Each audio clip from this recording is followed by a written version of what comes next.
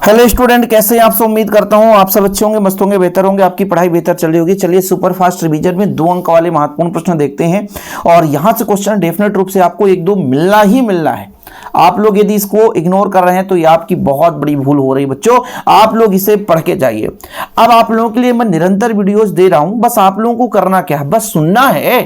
1-2 बार सुनना है। एक बार दो जब आप सुन लेते हैं 1-2 बार तो ऑलरेडी उसके बारे में कुछ ना कुछ आप एग्जाम में लिख लेते हैं।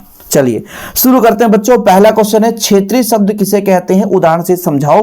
क्षेत्रीय शब्द मतलब जो आपके आसपास जो शब्द बोला जाए, जो भाषा बोला जाए, वो क्षेत्रीय शब्द कहलाता है।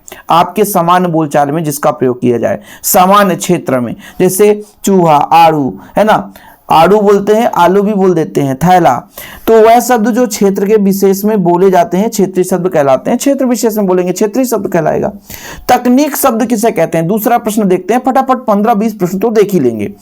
तकनीक शब्द क्या है। तकनीक शब्द अंग्रेजी टेक्निकल शब्द का हिंदी पर्याय है। शब्द ग्रीक भाषा के टेक्निकोई से ग्रहित है, जो किसी निर्मित अथवा खोजी गई वस्तु अथवा विचार को व्यक्त करता है। कुल मिलाकर तकनीक शब्द क्या है, अंग्रेजी के टेक्निकल शब्द का हिंदी पर्याय है ना। टेक्निकल का हिंदी है तकनीक शब्द, ठीक है। टेक्निकल शब्द ग्रीक भाषा के कहां से लिखा गया, टेक्निकोई से।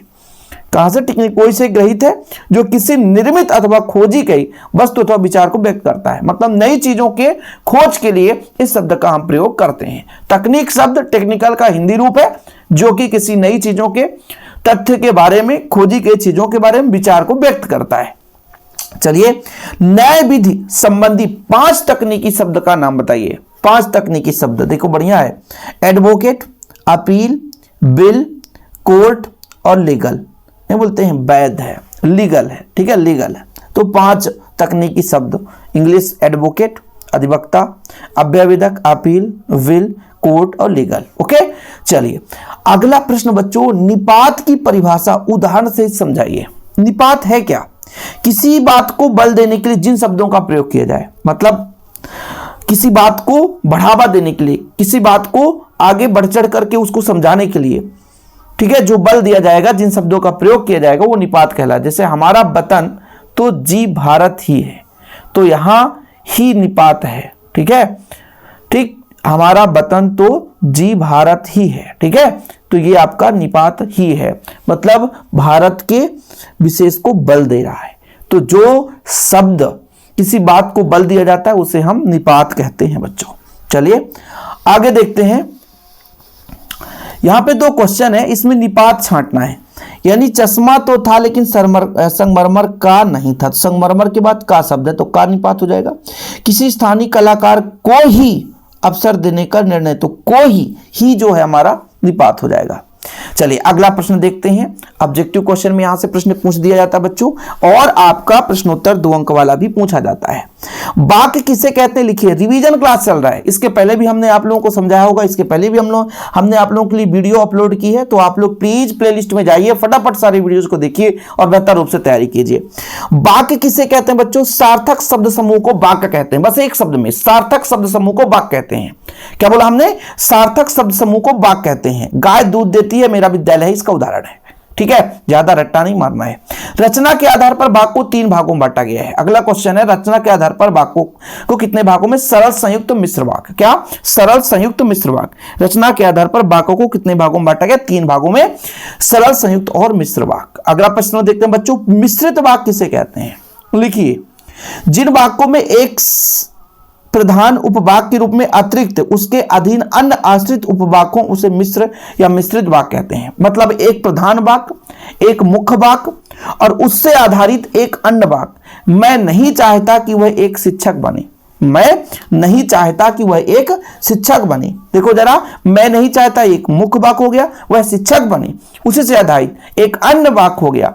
तो जब एक प्रधान उपवाक्य हो और इसके अतिरिक्त अन्य आश्रित उपवाक्य हो तो फिर वो हमारा कहला जाता है मिश्रित वाक्य। ठीक, यह वही व्यक्ति है जिसे हमने पहले देखा था। एक चीज ये भी है, यह वही व्यक्ति है जिससे हमने पहले देखा था। यदि आप सिंगल को लेकर चलो तो वाक्य पूर्ण नहीं होता, यह चीज भी आपको ध्यान में रखना है।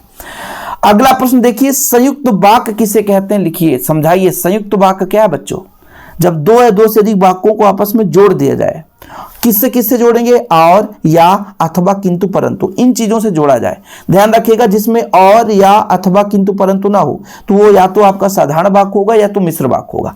संयुक्त वाक्य तभी हो सकता है जब उसे संयुक्त किया जाए, एक से अधिक मुख्य उपवाक्य को जोड़ा जाए।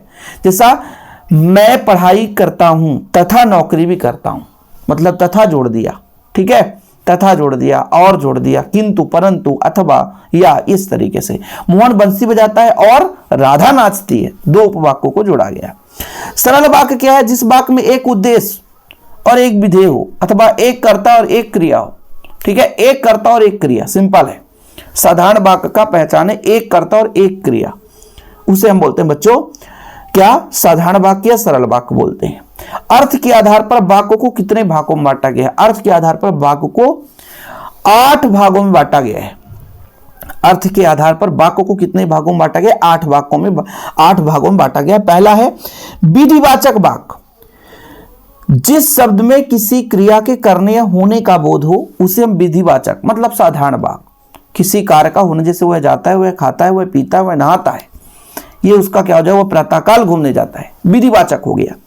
जिस वाक्य में किसी क्रिया के करने या होने का समान बोध होता है उसे हम विधिवाचक बोलते हैं। जिस वाक्य में किसी क्रिया के करने या होने का समान बोध होता है बच्चों, उसे हम विधिवाचक वाक्य बोलेंगे। जहां किसी क्रिया का होना या करना पाया जाएगा वही हमारा विधिवाचक वाक्य हो जाएगा। चले अगले प्रश्न पर। निषेधवाचक वाक्य बताओ। जिस वाक्य में किसी कार्य के निषेध का बोध हो, कार्य न होने का बोध हो, उसे हम निषेधवाचक वाक्य कहते हैं। जिस वाक्य में किसी कार्य के निषेध का बोध हो, मतलब कार्य ना होने का बोध हो रहा हो, वहां पे निषेधवाचक वाक्य।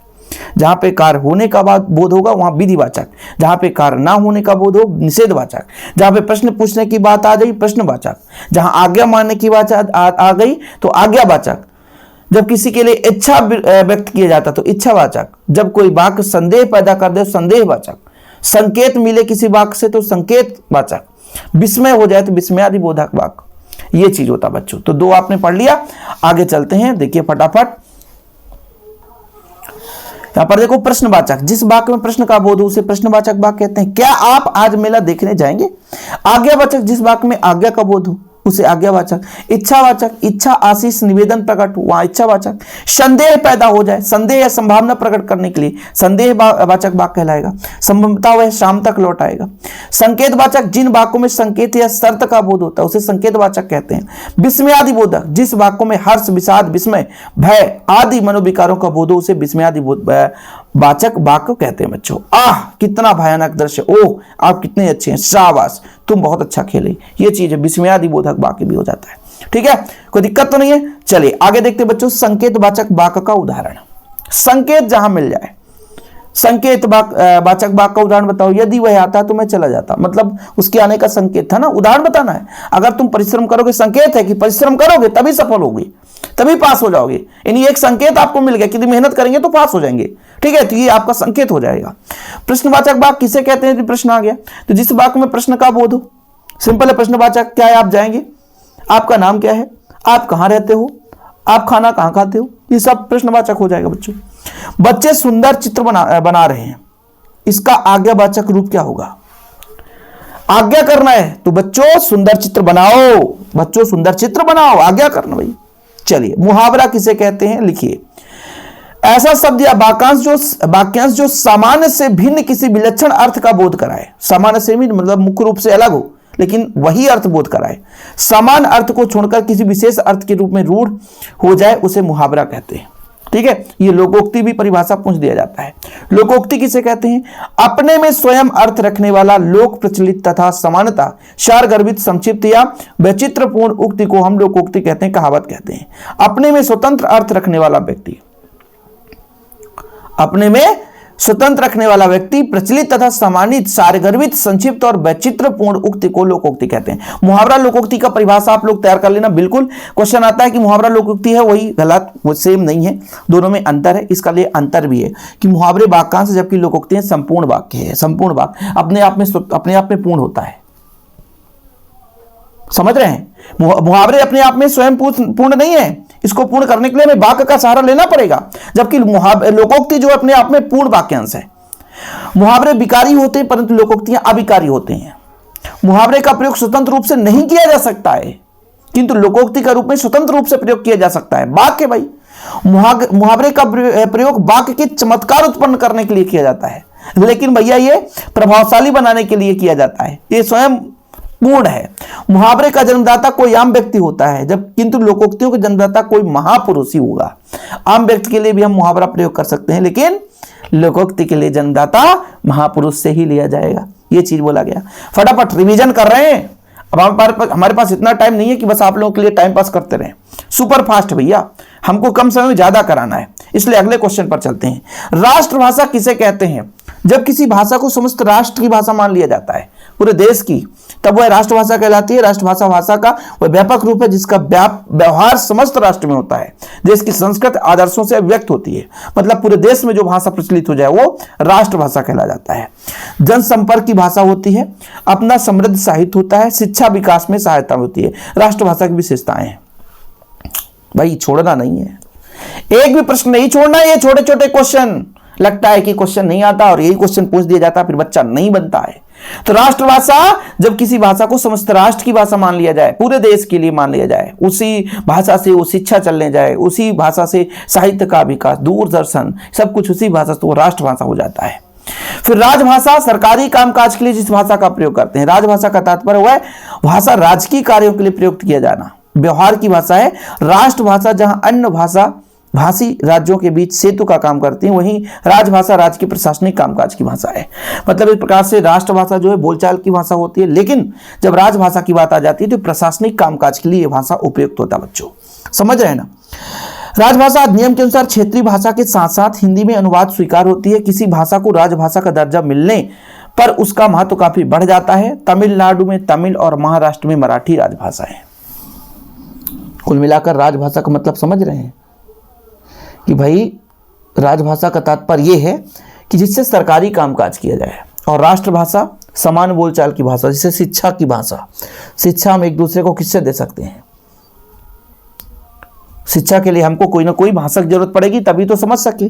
जैसे हमको कोई तेलुगु बोल दे, हमको समझ में आएगा? बिल्कुल नहीं। हमसे कोई कह दे मलयालम, कन्नड़, मराठी, बंगला, ये हमको कुछ समझ में नहीं आएगा, इसलिए हमको हिंदी पढ़ाया जाता है। बोले राष्ट्रभाषा है, सबको पता है हिंदी। आगे देखो, राष्ट्रभाषा राजभाषा में दो अंतर। संविधान द्वारा स्वीकृत पूरे राष्ट्र को संपर्क भाषा को राजभाषा कहते हैं, राष्ट्रभाषा कहते हैं, और जबकि राजभाषा सरकारी कामकाज के लिए प्रचलित है। राष्ट्रभाषा का प्रशासनिक उपयोग भी राजकाज में किया जाता है, ठीक है। जबकि जो राजभाषा किसी एक या एक से अधिक राज्य तक ही सीमित रहता है, और जबकि राष्ट्रभाषा का कार्यक्षेत्र संपूर्ण राष्ट्र में होता है। दो अंतर तैयार करना है। ये कहने का मतलब ये कि राजभाषा मान लीजिए एक या एक से अधिक राज्य, 2-3 राज्यों में होगा, लेकिन राष्ट्रभाषा सभी राज्यों के लिए होगा बच्चों, ठीक। ये चीज हो गया, आखिरी क्वेश्चन था इसमें, और ठीक यहाँ तक खत्म कहानी। तो आज का हमारा ये टास्क खत्म हो गया। 15-20 क्वेश्चन हो गए कि नहीं? क्वेश्चन नंबर 2 से चल रहा था, और कहाँ तक यार 24-25 तक कर लिए, क्या दिक्कत है? 24 तक कर लिए, मतलब 22-23 क्वेश्चन कर लिया आपने, है ना। तो रिवीजन करते चलो। इसका मैं स्क्रीनशॉट टेलीग्राम में शेयर कर दूंगा, शिव कोचिंग क्लासेस के नाम से टेलीग्राम है, ज्वाइन कर लेना बच्चों, आप लोगों के लिए काफी हेल्पफुल रहेगा। वीडियो पसंद आए तो लाइक करके शेयर जरूर करें। मिलते हैं वीडियो के साथ। जय हिंद, वंदे मातरम।